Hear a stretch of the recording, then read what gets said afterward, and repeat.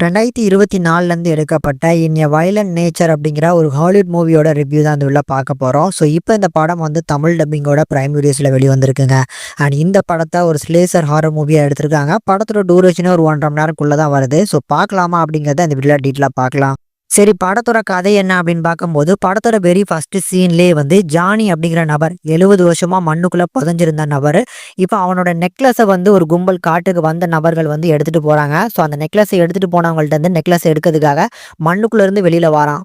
இப்படி தன்னுடைய நெக்லஸுக்காக புதைக்கப்பட்டிருந்த 70 வருஷமா புதைக்கப்பட்டிருந்த இந்த ஜானி மண்ணுக்குள்ள இருந்து வெளியே வந்ததுக்கு அப்புறம் என்னெல்லாம் பண்ண போறான், இந்த ஜானி யாரு, இதுக்கப்புறம் இந்த காட்டுக்குள்ள சர்வே பண்ணதுக்காக ஒரு செட் ஆஃப் பீப்புள்ஸ்லாம் வராங்க, அவங்கள இந்த ஜானி என்னெல்லாம் பண்ண போறான் அப்படிங்கிறதா இந்த படத்தோட மொத்த கதையுமே. ஃபர்ஸ்ட் இந்த படத்துல இருக்கக்கூடிய பாசிட்டிவ் பாயிண்ட்ஸ் அப்படின்னா கண்டிப்பா அந்த விஷுவல் ட்ரீட் தான் சொல்லுவேன். சினிமோட்டோகிராஃபிலாம் சூப்பரா பண்ணியிருந்தாங்க. இவங்க எடுத்திருக்க அந்த லொகேஷனை அருமையா கேப்சர் பண்ணியிருக்காங்க. இதை தாண்டி அந்த ஜானி அப்படிங்கிற அந்த கதாபாத்திரத்தை இவங்க டிசைன் பண்ண விதம், ஸோ பார்க்கறதுக்கு வந்து பார்த்தீங்கன்னா அந்த மேக்கப் ஒர்க்லாம் நல்லா பண்ணியிருந்தாங்க. பார்க்கறதுக்கே ரொம்ப கொடூரமா, பார்க்கறதுக்கு ஒரு ஜோம்பி மாதிரி தாங்க இருப்பான் அந்த ஜானி.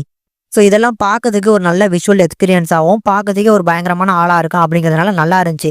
மித்தபடி இந்த படம் பார்க்கறதுக்கு ஒரு டெத் ஃப்ளோ அப்படின்னு தான் சொல்லுவேன். ஏன்னா படத்தில் வந்து நடந்து நடந்து அந்த ஒரு 20 நிமிஷம் நடப்பான் பாருங்க, அதிலே நீங்கள் படத்தை வெறுத்துட்டு வெளியே போயிருவீங்கன்னு நினைக்கிறேன். சரி, அப்படி என்னதான் பண்ண போறான் அப்படின்னு பார்க்கும்போது ஒரு 10 நிமிஷத்துக்கு அப்புறம் தான் அந்த ஜானி யாரு, அதாவது இந்த கேம்பெயின் பண்ணதுக்காக ஒரு செட் ஆஃப் பீப்புள்ஸ்லாம் வருவாங்க, அவங்க தான் வந்து கதையை ஸ்டார்ட் பண்ணுவாங்க. அது வரைக்கும் வாய்ஸ் ஓரே இல்லாமல் சின்னதாக அங்கங்கே பேக்ரவுண்ட் வாய்ஸில் தான் வந்து பார்த்தீங்கன்னா படம் ரன் ஆகும்.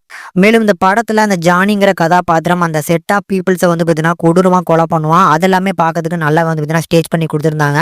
இதெல்லாம் தான் அந்த படத்தில் பார்க்கக்கூடிய ஒரு மூமெண்ட். மித்தபடி ஒரு 1.5 மணி நேரம் படமாக பார்க்கும்போது ஒரு போரான மூவி தான். முடிஞ்சாவனா ட்ரை பண்ணி பாருங்க. தமிழ் டப்பிங்கை பொறுத்தளவுக்கு நல்லா பண்ணியிருக்காங்க. டெக்னிக்கலி செம சவுண்டான படம் அப்படிங்கிறதுனால பார்க்கறதுக்கு ஒரு நல்ல விஷுவல் எக்ஸ்பீரியன்ஸாக இருக்கும்.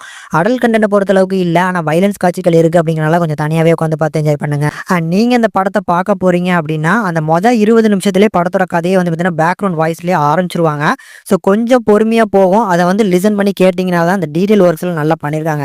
ஏன்னா அந்த சின்ன சின்ன வாய்ஸ் ஓவரில் அவங்க பேசிக்கக்கூடிய கான்வர்சேஷனில் தான் எல்லாமே வந்து பார்த்தீங்கன்னா கதையை சொல்லியிருக்காங்க. அதனால் அந்த மொதல் 20 நிமிஷம் ரொம்ப ஸ்லோவாக இருக்குது அப்படின்னு சொல்லி ஓட்டிடாதீங்க. கொஞ்சம் பொறுமையாகவே உட்காந்து பாருங்கள்.